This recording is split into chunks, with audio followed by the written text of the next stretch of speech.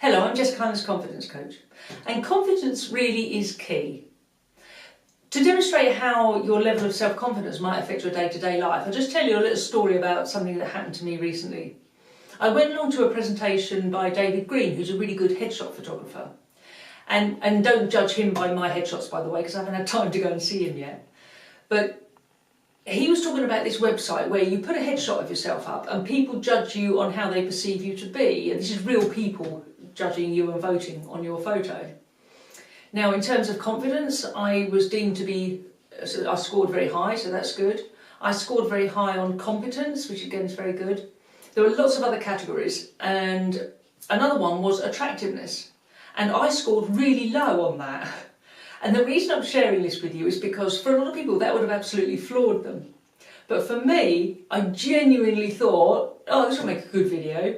That was all I thought.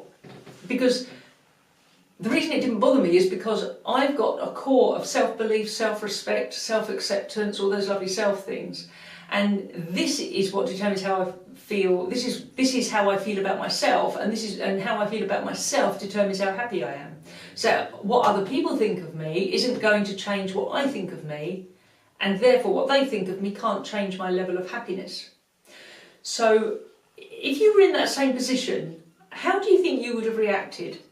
Would you have just laughed it off, or would it have bothered you? Would it have made you feel negative in some shape or form? And if it would have had a negative effect on you, think about why is it that their opinion is more important than yours?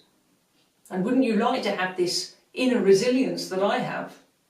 And I think this does show that our level of self-confidence really is directly related to our level of happiness in life. So have a think about it, and if you do think that would have made you feel bad, recognise that it is your self-esteem and your self-confidence that needs lifting in order to give you this inner resilience that I spoke about. I mean, don't get me wrong, a few years ago it would have knocked me for six, before I built up this core that I have now. So if you need any help with that, then please do get in touch. I'd love to talk with you about it, but otherwise I wish you all the best. In fact, I'll put a link to the website below in case you want to have a go yourself.